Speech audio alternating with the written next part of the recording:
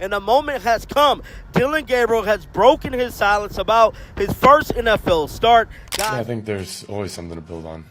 No moral victories whatsoever, but I think regardless of result, week to week, there's a process, and more time you spend around anyone, you're going to get more continuity, and that's, QB to receiver, that's QB to running back, that's us as a whole unit coming together really, and getting comfortable with, our unit.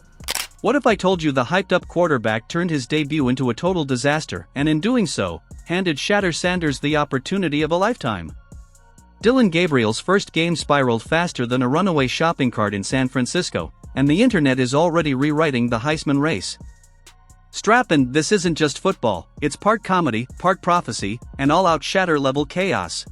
Well, guys, man, I'm here to tell you, man, watching that game this morning against my Minnesota Vikings when Dillon Gabriel took the field, like I stated to you guys, Cleveland Browns defense is an elite defense. They was the #1 rated defense coming into today's game. And Cleveland Brown had a lot of possessions on the short side of the field. You look at the first touchdown that Dillon Gabriel threw. Judkins, Cleveland's running back, was killing us, gashing us, doing all the garbage work. Then you got down there to the 3-yard line, and Dillon Gabriel threw a 3-yard touchdown to Fannin. If you're enjoying this, don't forget to subscribe, it helps more than you think. And just like that, it happened. The hype train derailed, the internet had a field day, and Dillon Gabriel's highly anticipated debut turned into a textbook example of how to crush expectations live. You could practically feel the stadium collectively realize that the new era everyone was promised looked a lot like the old one, just with more interceptions and far less confidence.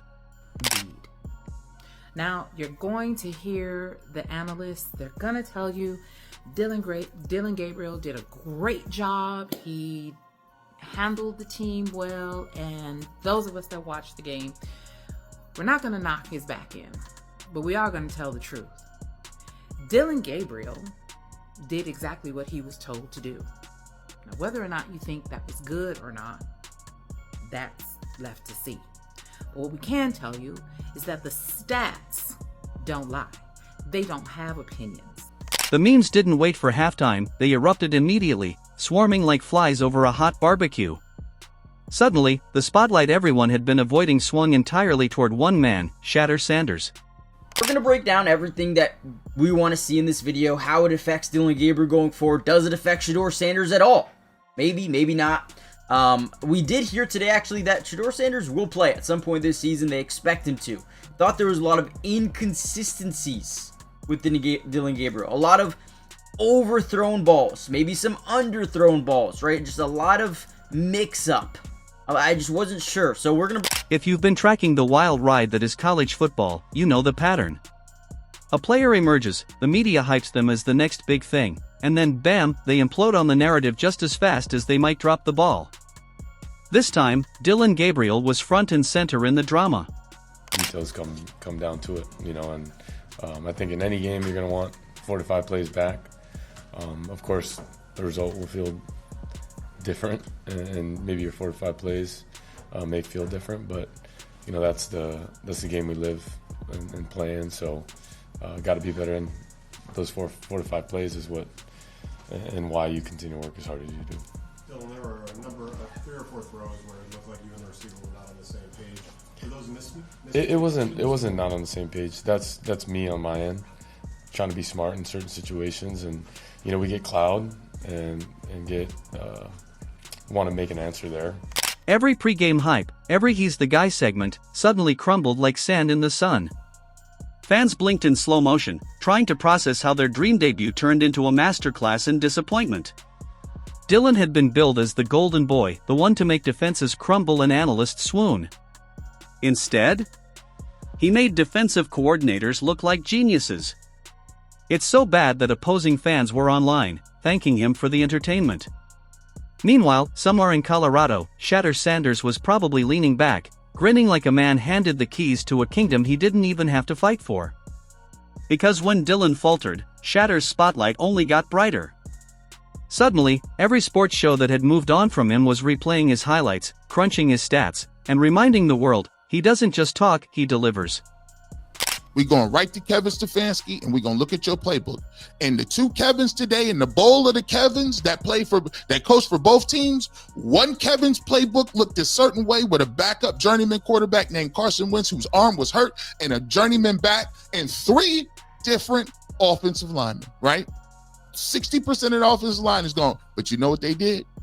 They found a way to creatively get Justin Jefferson to rock. Let's take a step back. The Dillon Gabriel hype didn't materialize overnight. It was built, marketed, and sold like a blockbuster Marvel sequel, flashy trailers, analyst predictions, glowing reviews, all before the first snap. Everyone expected him to redefine quarterbacking. And in a way, he did, just not as anyone imagined. He redefined how quickly public opinion can crater. His debut became a masterclass in underperformance. Commentators scrambled for polite ways to describe the chaos. The game plan? It looked like it was sketched on a napkin during lunch. Each drive fizzled, and the crowd went from hopeful to horrified, 5 stages of football grief, all in a single quarter. Meanwhile, social media erupted. Every bad throw became a gif before the ball even hit the ground. The internet doesn't wait, and Dillon delivered everything it needed, trending for all the wrong reasons, while Shedeur's name soared from the ashes of the algorithm. Dillon Gabriel was 19 for 33 in terms of completions. He had 2 touchdowns, an interception. He did get sacked, and he did throw the ball away quite a bit. But he also does a lot of what I call this tippy paws kind of football. He doesn't do a lot of long throwing because he can't. He's short. He can't see over the line. And his accuracy in throwing long range, it's not there. And that's when the whispers started. Is it finally Shedeur's turn? Let's be real, he's been waiting for this moment. Every time a new quarterback gets hyped as the next big thing, Shedeur sits back, quietly building his case. And now, the spotlight swings his way, not by luck, but by perfect timing. Dillon's stumble didn't just leave a gap, it left a vacuum, and Shedeur moved in seamlessly. Narratives flip fast. Last week, people wondered if he could keep up with the new wave. This week, that wave has crashed, and Shedeur? Calm, confident, maybe even a little amused. While others fumble under pressure, he's consistent. Efficient. Calculated. His confidence isn't for show, it's earned. Tested. Proven. Dillon Gabriel had hype, Shedeur Sanders has results. That's the difference. I told you so. I told you so. And the Minnesota Vikings was shooting, and they was gunning to beat Dillon Gabriel. So as you can see, Dillon Gabriel lost to the Minnesota Vikings. And what I can tell you, man, you can get this nigga all the balls. Yes, you get him all the turnovers, and he can't win. I tell you this, Joe Flacco would have won that game. Yes, he would have won that game with that many turnovers. They should have took Dillon out and then Flacco get back in. And well, Flacco just had too many turnovers. Yes, at that time against that team. But yes, this one where the Cleveland Browns was up on turnovers, making Minnesota turn the ball over, and Dillon Gabriel come in and he can't drive down the field. I told you. You can feel the tide turning. The same fans who were ready to crown Dillon are switching sides faster than a fair weather supporter in the fourth quarter. Suddenly, everyone remembers Shedeur's elite stats, surgical pocket awareness, and ice-cold poise under pressure straight out of a video game. As Dillon's lowlights replay, you can't help but imagine what Shedeur would have done, and spoiler, it wouldn't involve throwing the ball directly to the other team. By halftime, the story isn't about Dillon anymore, it's about the guy who didn't even touch the field. The irony? All offseason, people debated whether Shedeur was ready for the big stage. Meanwhile, Dillon basks in the spotlight and melts faster than ice in July. It's almost karmic, like the football gods reminding us that hype isn't skill, and swagger without execution is just noise. And of course, the excuses start pouring in: the weather, the play calling, the line, even the lighting. If you look at the way Dillon Gabriel played and the way that offense was constructed from Kevin Stefanski, Dillon Gabriel played like a robot. It was a lot of dip and dunks. It was a lot of rollouts and just throw the ball to the running back coming out of the backfield. It was a lot of opposite directions, just getting the ball out quick, dipping and dunk.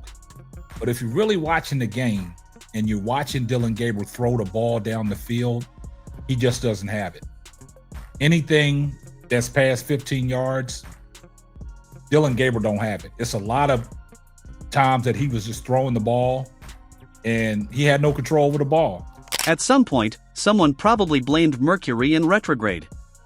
Anything to dodge the real truth, Dillon Gabriel didn't just stumble, he imploded.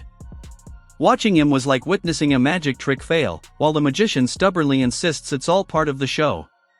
You could almost see it hit him mid-game that the script had crumbled. Every throw grew hesitant, every sideline glance edged toward desperation. Composure shattered, rhythm disappeared, and that aura of confidence evaporated under the stadium lights. Then came the look every athlete dreads, that "how did this happen" expression. That energy? It turns disasters into highlight reels. And now, with Dillon's stock plummeting faster than crypto in 2022, the path is wide open. The opportunity isn't just there, it's practically rolled out with a red carpet. Every commentator, every analyst, every fan scrolling their timeline is asking the same question: is it Shedeur's time? Oh my God. 25 seconds left. Look at the win probability. Look at the win probability. Oh my God. Okay, I might as well just start recording the video now because it's about over 25 seconds. We're going to react to this last 25 seconds. Dillon Gabriel played, and I want to get this out. I want to give Dillon Gabriel a C plus B minus. C plus B minus, right? Now, I will say, luckily, because I know there's going to be a halftime clip in here where I talk about how he did average more air yards, right? He did average more air yards. Let's be real, it's starting to feel inevitable. Dillon was supposed to be the obstacle, the benchmark, the guy to beat. But if the first game says anything, that obstacle looks more like a traffic cone. And Shedeur? He doesn't slow down for traffic cones. Momentum in football flips fast, and one rough outing can rewrite a whole season. Dillon, once unstoppable, is now trending under what went wrong. In that doubt-filled space, Shedeur's name shines brighter than ever. It's almost poetic, he doesn't chase headlines, he earns them. When the noise fades, his game does the talking. No viral controversy needed, his highlights carry all the weight. The very wave that lifted Dillon is now dragging him down, and it's Shedeur riding it straight to the top. I told you, the Cleveland Browns would not score 30 points this season. The only time you will see the Cleveland Browns score 30 points this season was Shedeur Sanders' preseason game. You go look at my first video before the first game. They would not. Yes, they practiced like they prayed. You've seen the preseason game. What was Dillon Gabriel's points in the preseason game? The man can only score 7 to 14 points. Same for Joe Flacco. They cannot put over 20. Yes, if they was expecting to win, they're not going to win too many games with 14 to 17 points. Can't score over 20 points. You're not going to be able to win no games that way. Yes, especially being in the AFC to compete with the Chiefs and everybody else, you can't. But we do know a person that did score 30, Shedeur Sanders. Yes, Shedeur does game winners because that where they had 17-21, and it was Cleveland's ball at the end, the last drive. They could have probably went down and scored. Yeah. But here's the twist, this isn't just one bad game. It's about what comes next. Dillon can try to bounce back, sure, but first impressions stick, and his was brutal. Opportunities to prove you belong don't come often, and when your debut feels like an audition for the other team's highlight reel, trust evaporates fast. Meanwhile, Shedeur sits calm and steady, showing once again that preparation always outshines raw potential. Could this finally be Shedeur's moment? The contrast is stark. Dillon looks like he's chasing the game, Shedeur moves like he's orchestrating it. Dillon radiates pressure, Shedeur exudes control. One buckles under expectations, the other thrives on them. It's a reminder that football isn't just about arm strength, it's about mindset. And right now, Shedeur's mindset is unbreakable. He's no longer proving anything to the doubters, he's proving it to the believers, to everyone who has watched him grow, adapt, and remain composed while others crumble under the same spotlight. Complimentary football when it comes to the Browns as we do our little post game here following the game in London where they lost to the Minnesota Vikings 21-17. Complimentary football. Well, normally you would think that's 3 phases of the ball. That would be offense, defense, special teams.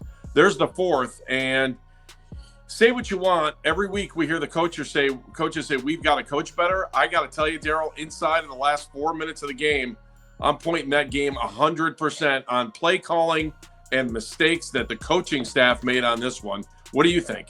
Yeah, I agree with you. I mean, that fourth quarter, Andy, in which the Browns picked up 1 first down. While Dillon Gabriel's debut will be remembered as a masterclass in what not to do, Shedeur Sanders is quietly gearing up for his next statement performance, the kind that doesn't just win fans, but cements legacies. Failure didn't close the door for him, it swung another wide open. And that door? It leads straight to Shedeur. In football, hype fades fast, but results last. Dillon had the spotlight, Shedeur has the production. One faltered under pressure, the other thrives in it. History proves that when preparation meets opportunity, the outcome is never close. The path is open, and everyone knows who's walking it. Shedeur doesn't need permission or approval. He just needs the ball. And once he has it, the story writes itself. Let the internet replay Dillon's mistakes. Shedeur is busy crafting the sequel, one highlight at a time.